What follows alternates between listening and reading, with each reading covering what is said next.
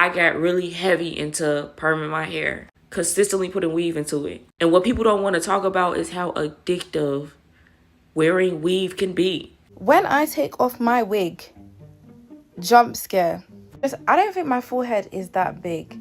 I'm seeing all the little middle school girls outside with wigs on their hair. And let me tell y'all this, that's where it started. A lot of black women wear wigs for varied reasons, and the wigs I'm referring to are wigs that do not resemble our hair texture, that do not mimic our hair texture, straighter wigs. These are the wigs I'm talking about. So a lot of black women wear wigs for varied reasons. It could be for protection, for convenience, but there is one major reason why we are all aware of, and that is societal conditioning, societal pressure, and then assimilation. Lately, there is this kind of quiet dysmorphia. There is this kind of quiet head dysmorphia happening among black women, and we don't talk about it enough. We're living in a time where hiding your natural hair texture, hiding your coily natural hair is now a form of self-expression. And I want to ask a very genuine question. This question is genuine from my heart. Why is your self-expression only limited to straighter hairs? Why is your self-expression only limited to water wave, pixie coils, and all of that?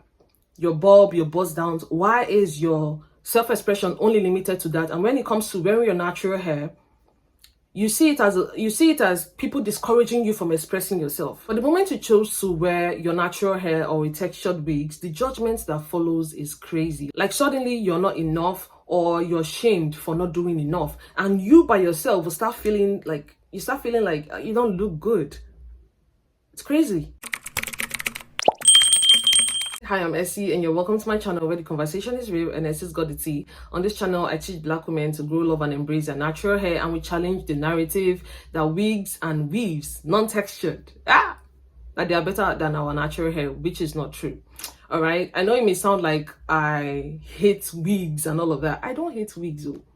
But I just feel like we demonize our natural hair more, and we prioritize these wigs that do not resemble our hair texture. Like people are no longer scared of saying it these days, how natural hair is this, natural hair is ugly. So my channel is here to challenge that narrative because it is a lie. A black woman made a video recently and she openly expressed how she didn't feel beautiful without wearing wigs, that she's addicted, she's dependent on wigs. Even if she wants to run a little errand, she must cover her hair. Any little place she's going to should always cover her hair, and how wigs give her scalp issues. And according to her, wigs are cute, right? But it can affect your freedom and your self-confidence. So let's quickly listen to all she had to say. This is probably one of the most hardest videos for me to make.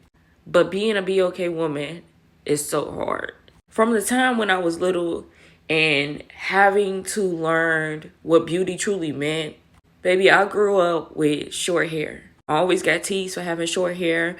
My hair never really grew because I started putting chemicals in it. Because in the eyes of them, you were only beautiful if you had perms and weaves and stuff. So I got really heavy into perming my hair, consistently putting weave into it. And what people don't want to talk about is how addictive wearing weave can be.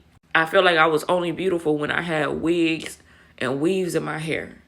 And now that I am 30 years old, I am still suffering with the after effects of wearing it, and people don't talk about it. Some of y'all just say, oh, it's people expressing themselves or it's being creative. No, it's not. It's very much deeper than that. I am 30 years old and I cannot walk out the house without covering my hair because I was told that I was not beautiful because I didn't have long hair. My hair didn't grow like everybody else. My hair never grew, and because I damaged my hair for so long, it never grew. And then it got to a point where I feel like I wasn't beautiful if I didn't have it on. Like, I still, until this day, cannot find beauty in myself unless I have a wig on. And I'm telling y'all, teach y'all little girls that they are beautiful without makeup, without wigs, without weave. Tell them that they are beautiful. Because then when they get older, they don't feel as beautiful when they see their natural self. And also, make sure y'all are taking care of y'all hair. Make sure y'all are putting water. Make sure y'all greasing it. Make sure y'all are properly taking care of y'all hair.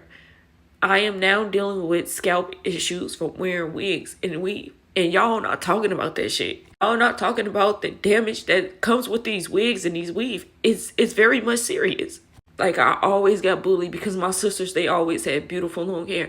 And I was always the girl who had thick eyebrows. I was always the girl that was told that she wasn't beautiful because of her hair. And I'm telling y'all, please Take care of yourself. Learn to love yourself, because ain't nobody gonna love you the way that you would love you. Like, I literally got on my knees today and I prayed to God and I asked God to help me with this. I'm struggling with my self-esteem. I'm struggling with who I am, and I just want to feel beautiful. I want to take the wigs and weave off of my head. And I just don't know how to find beauty within myself and not caring what other people think. So the issue here is dependency, and for one to be dependent on something to the point where without it they feel insecure, it is proof that they've been wearing that thing at an early age, or they thought that this is the only way out. It's just like parents who start introducing wigs, lace fronts, weaves, princess cover-ups to their toddlers, to their infants, to their child at an early age. Parents relaxing their baby's hair, and according to them, this is the only way that your hair can be soft. Now you're making that child, excuse me, you're making that child to be dependent on that thing, that without that thing, they cannot look beautiful. Without doing this, their hair cannot be soft. And now we have a lot of adults today. They've not even given their natural hair a chance. They've never had natural hair ever in their life. But whenever you ask them, why don't you wear your natural hair or try natural hair? The next thing would be, natural hair is too hard to manage. Natural hair is too strong. You've not even given it a try. Because they've been so dependent on relaxers. And according to them, relaxers just make everything easier. Relaxer makes your hair, smooth, silky. It makes your hair soft and manageable. But you've not even given natural hair a try. That is how dependency grows. Without it, you feel like you're doing something wrong. I know this is a very sensitive topic, but it's just like people who are dependent on alcohol. Some of you start building dependency without even realizing it. If you have a lot on your mind, the next thing is to just take alcohol. You are having issues, the next thing is to go and grab a drink. The next thing is to take beer. The next thing is just to get those things out of your mind. You don't realize that you're starting to build a dependency on alcohol. Like, if you don't take them, you feel like your worries are just coming up, they are worse and all of that. But when you take them, you feel good about yourself. But those things are temporal. Like, after taking it and you feel good, you're still having, your issue is still looking at you. I know I'm saying this and I'm saying it in a way that it sounds so simple and all of that. But I'm telling you the truth. Some people are starting to build alcohol dependency without even realizing it. I know this video isn't about alcohol, but I'm just letting you know how this kind of things, how you can start doing these things. For you to be dependent on something to the point where without it, you don't feel good, without it, you feel insecure, it means that you've started building that dependency on it. You made it the most important thing in your life. You're supposed to control things. They're not supposed to control you. For me, there was a time I started using filters on my Snapchat because I was using iPhone 6 and I'm looking at myself in the mirror. I look so good. But then when I open my camera, I don't look good. So I started using the filters in my Snapchat to make videos. With time, whenever I opened my camera, my normal camera, I just don't look good. So I just head straight to Snapchat. And I said to myself, what is going on? Like, I'm starting to be addicted to Snapchat filters. Why? So that was when I started making videos. Before going on Snapchat, I take pictures with my normal camera. I take pictures and I do everything, and then I head to Snapchat. Because if you open Snapchat first and use the filters and you head back to your normal camera, I'm telling you, you're going to look different. And if you do not correct that, you'll be dependent on filters to make videos. If you don't use filters, you won't feel good. And you know that in real life you look good. But when you're taking your pictures, if you don't use those filters, you won't feel good. That is how bad dependency is. If you can clock it immediately and put a stop to it, I'm telling you, everything is going to be easy. Because guys, I can't lie. When I take off my wig, jump scare. I don't think my forehead is that big. It's the fact that, like, I don't feel like myself without a wig. Which even sounds crazy to say, because how can somebody else's hair feel like more you than your own? I feel like it's been ingrained in us from young, like our hair always needs to be done. Like, why does it always need to be done? And the fact that you never see your hair, like if you're doing like protective styles from back to back, you're doing wigs back to back, you're not really seeing your hair or your full face like that. So then when you take it off, you're just like, oh, like, who is this person? I'm seeing all the little middle school girls outside with wigs on their hair. And let me tell y'all this, that's what it started. My damage started right when I was in middle school. I was putting all this weave. I was putting perms in my hair. And yeah, my mama, she was that girl. She allowed me to be who I was. And she also allowed me to express myself while doing my hair. But little did I know it was going to be the start of my hair never being the same. So this was the first side of my hair that became really damaged. This is the most hair I have ever seen on my follicles. And I had put a glue in my hair. And when I say this was all completely bald, I don't know where any of this hair came from. It just came in one day and started growing in. Here go one side. This side isn't as bad. But let me tell y'all this. What they not telling y'all is them wigs, they too heavy for our scalp. That material that's on the inside of them wigs, that stuff is causing so much friction to the point where it's damaging our follicles. And we ain't talking about that. Also, them weaves that y'all be putting in y'all hair, them braids and stuff, yeah, they may be cute, but they're also tugging at our follicles. And what I don't understand is, why are these little middle school girls walking around with lace front wigs on? Don't y'all know that's where it all starts? They start them off young. They soaking in all these compliments and everybody telling them, oh, you look good. Not only that, they getting male attention too. So they get so used to it. They get so dependent on it because they not used to people giving them compliments. When they wore their natural hair, ain't nobody tell them how beautiful they was. Now all of a sudden they got this straight long hair and everybody on them. That was me. The men started talking to me. The boys started talking to me because I got no attention when I was in elementary school. I wasn't pretty at all. I didn't get pretty until I got to high school and I started putting wigs and weave on my hair. It starts off at a young age. It gets to a point where they start damaging their hair. And then they got to constantly keep putting wigs on because now they're embarrassed of how their hair look. Hair dysmorphia isn't hating your hair. It is being uncomfortable with your natural hair in its natural state because you're so used to the other version of yourself, the wig version, the more like a more socially accepted version. That is the version of yourself that you're so used to. And with that, if you do not put on frontal in a week, you start feeling sick. You will look sick if you don't put on because you are so used to it. And do you know why exposure therapy is so difficult? Like when people ask you to try exposure therapy, if you don't like your natural hair, try exposure therapy. Why it's so difficult? Because it's trying to make you uncomfortable. You have to be uncomfortable to get unused to something that you're so used to. You might fall sick from withdrawal. But then you need to start getting uncomfortable. You need to start getting used to being uncomfortable.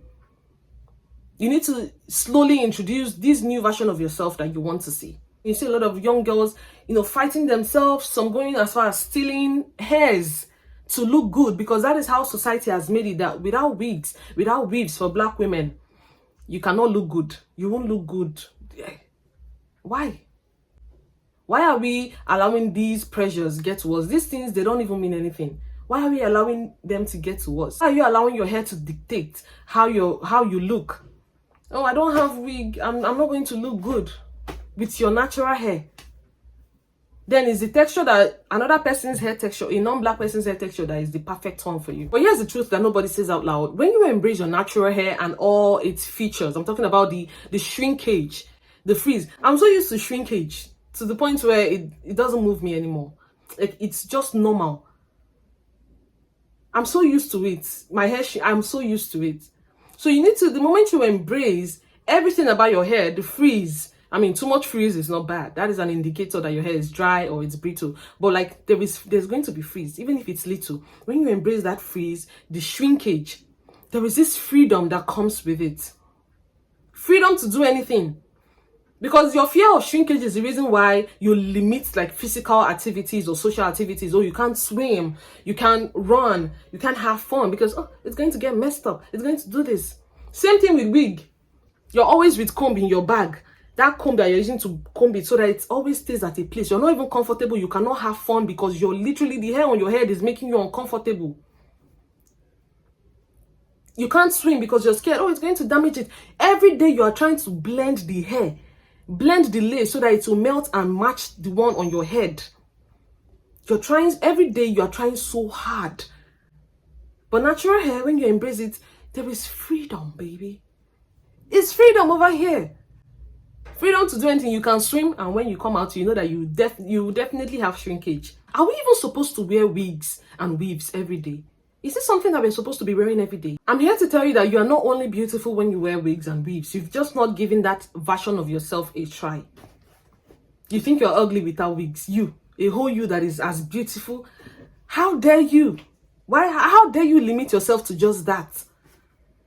No, if I don't wear wigs, you look good. I don't know you, but I know you look good. See, if you can slay wigs, trust me, if you know and you know that you're a fine girl, then you should know that you can wear anything and you're going to look good. You should know that you can wear anything and you're going to look good. Pick your go-to hairstyle. You don't have to change hairstyles every single time. If it's Afro puff that works for you, stick with it. If it's an Afro that works, stick with it. I literally know people who wear their hair in an Afro. That's their style. If it's not an Afro, it's a textured, like a wash and go. Some people wear their hair in a slick puff, slick bun. That is their go-to hairstyle. Some mini braids, mini twists. If you can pick one style that you feel, okay, this is the one I'm comfortable with, then stick with it. But just make sure it's not tight.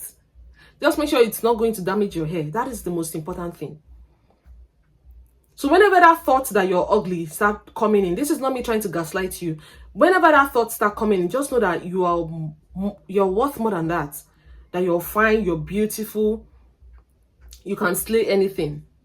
Do you understand? If you feel uncomfortable, start going on errands. Not you want to run just a little errand, you go and wear a wig, you go and cover your hair. Start from there. Those little errands that whenever you want to go on that errand, you go and be looking for your wig and you're brushing it. Wear your natural hair and go for that errand. Bit by bit, start introducing this version of yourself. Do you understand? So guys, that is it for today's video. Thank you so much for watching. Do let me know your thoughts about this whole thing in the comment section. Leave your advice, whatever you have to leave. Like, comment, share, and I'm going to see you in my next video. Bye bye.